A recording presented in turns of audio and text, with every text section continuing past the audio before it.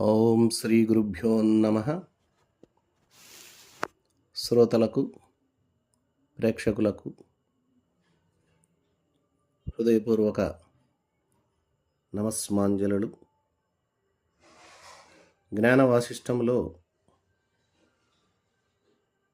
10వ ఎపిసోడ్లో జ్ఞాన భూమికలను, వాటిని సాధించుట చేత బ్రహ్మమును పొందవచ్చు అని చెప్పుకున్నాం. మరి ఈ ఎపిసోడ్లో వశిష్ఠ మహర్షి శ్రీరామచంద్రునితో బ్రహ్మస్వరూపాన్ని గురించి ఇలా వివరించి చెబుతున్నాడు. వేదము బ్రహ్మమును గురించి తెలియజేస్తూ ప్రజ్ఞానం బ్రహ్మ అనే మహావాక్యాన్ని చెప్పింది. ప్రజ్ఞానమే బ్రహ్మ అని తెలిపింది. ప్రజ్ఞానం అనగా ఏమిటి అంటే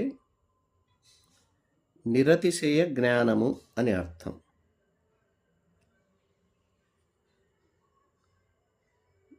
అంటే అదనముగా ఏదీ లేని, వేరేది ఏదీ లేనిది ఏదైతే ఉందో అదే ప్రజ్ఞానం, అదే బ్రహ్మ.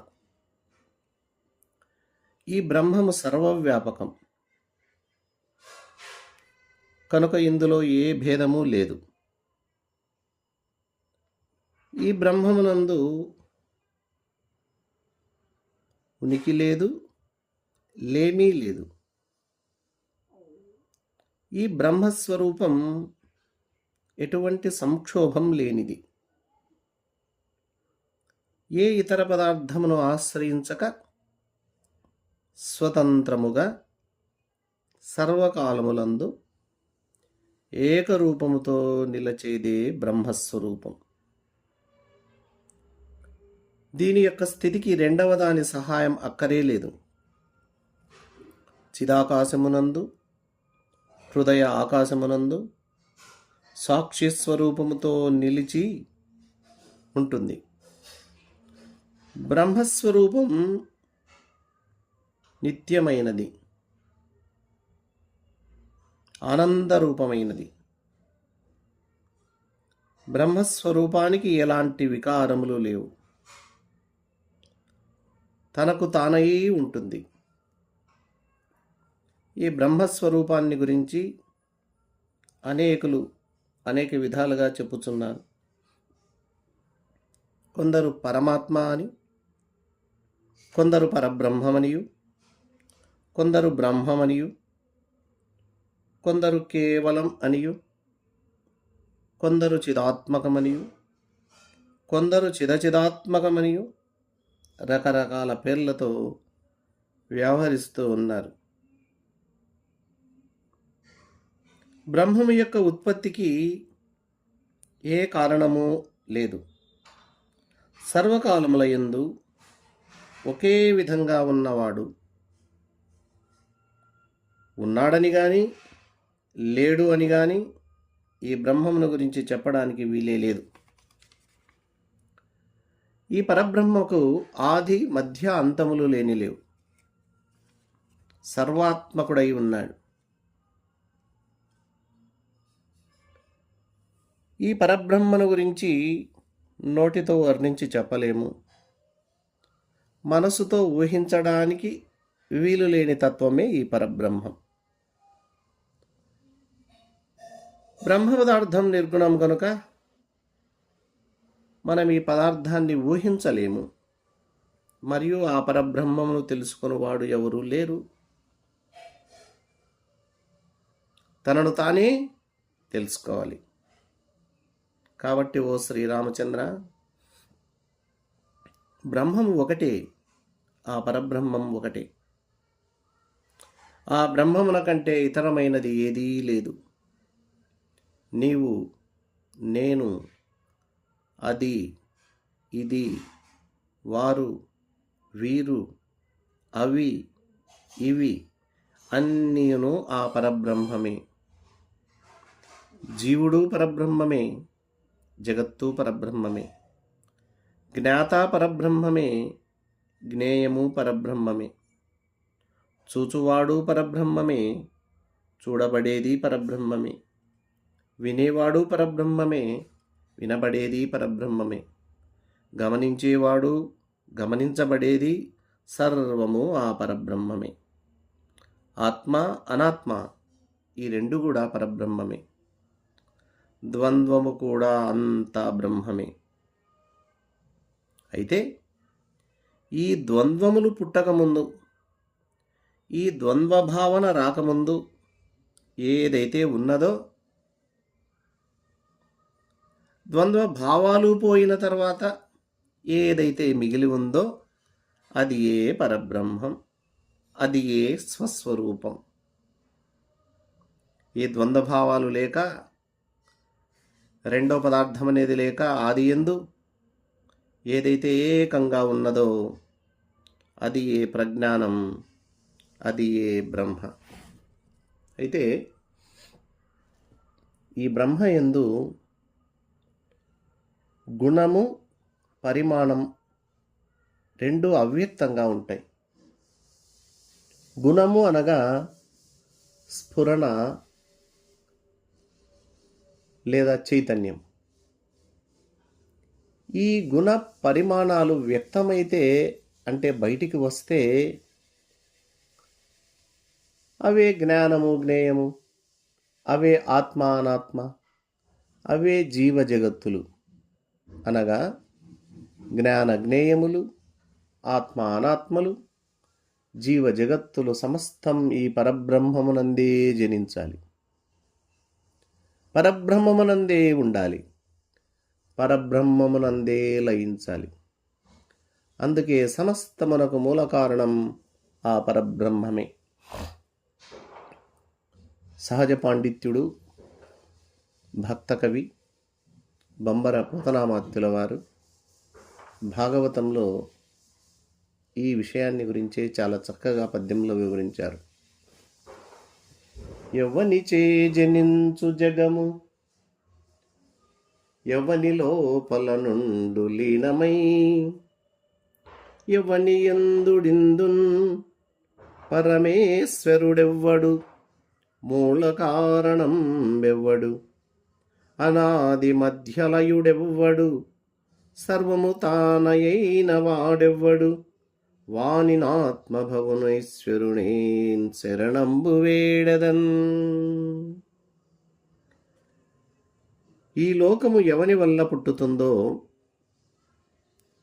ఎవనితో కలిసి ఉంటుందో, ఎవని లోపల లయం పొందుతుందో, ఎవడు పరమాత్ముడో, ఎవడు ఈ విశ్వమునకు మూల కారణమో, ఎవడు పుట్టడము, గిట్టడము, పెరగడము లేకుండా ఉంటాడో, ఎవడు అన్నీ తానే అయి ఉంటాడో, అటువంటి ప్రభు అయిన భగవంతుణ్ణి నేను శరణు కోరుతున్నాను అని పరబ్రహ్మ స్వరూపాన్ని గురించి పోతన గారు చాలా చక్కగా చెప్పడం జరిగింది.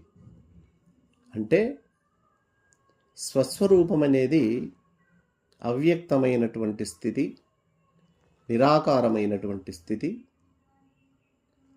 ఆ అవ్యక్తమైన స్థితి వ్యక్తమైతే ద్వంద్వము, వ్యక్తమైతే ప్రపంచం, వ్యక్తమైతే తేడాలు, భేదాలు, వ్యక్తమైనది మళ్ళీ అవ్యక్తమైతే, అంటే లయమైతే ఏదైతే మిగిలి ఉందో, ఏదైతే వాస్తవంగా ఉందో, అంటే ఆది యందుండి మళ్ళీ చివరి యందు ఏదైతే మిగిలిపోతుందో అదే పరబ్రహ్మము అని మనకు వేదాలు, ఉపనిషత్తులు చెబుతూ ఉన్నాయి.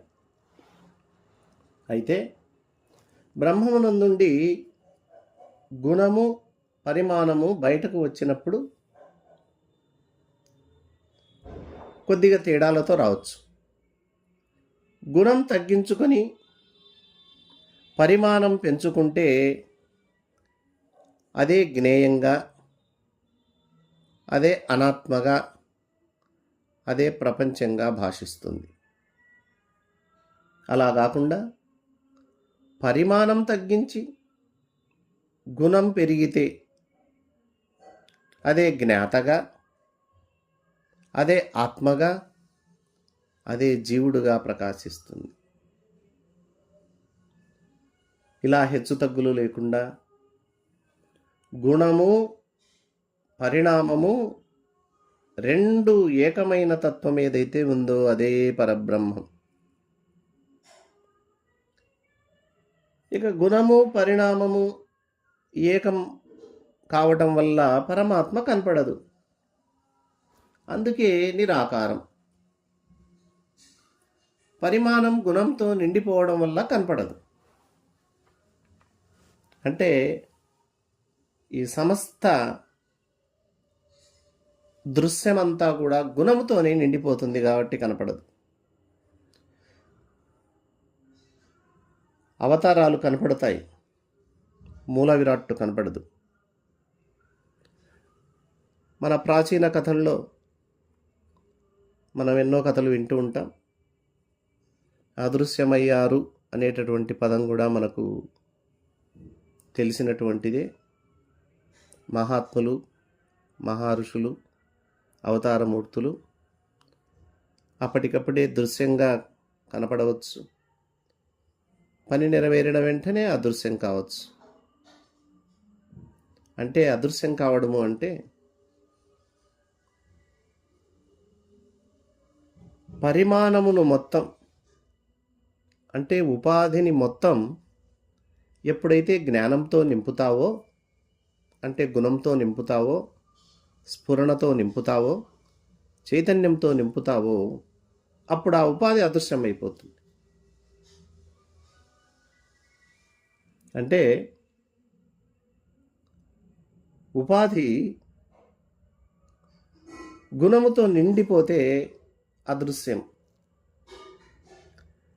ఎప్పుడైతే అవ్యక్తమైన పరబ్రహ్మం వ్యక్తమవుతుందో అప్పుడే ద్వంద్వాలు కనిపిస్తాయి. పూర్తి గుణముతో వ్యక్తమైన ఏ ఇబ్బంది, ఏ దుఃఖము, ఏ బాధ ఉండదు. ఎందుకంటే మొత్తం చైతన్యమే కనుక, మొత్తం పరిపూర్ణమే కనుక.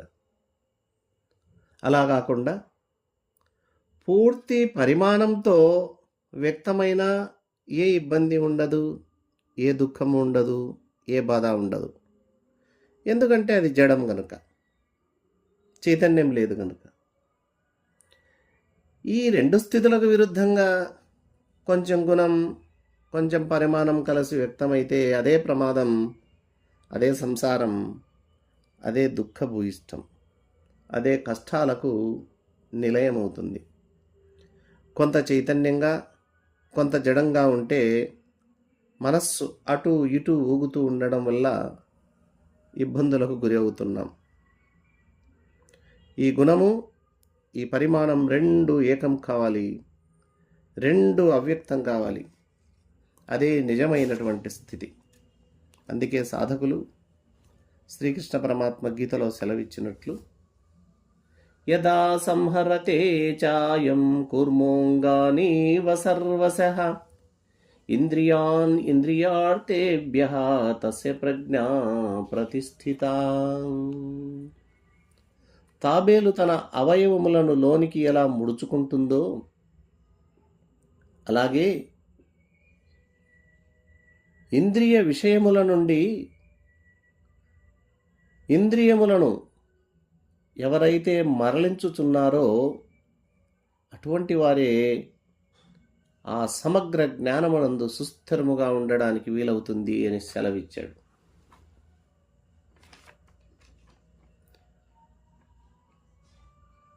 అనగా మన మనస్సును, మన ఇంద్రియాలను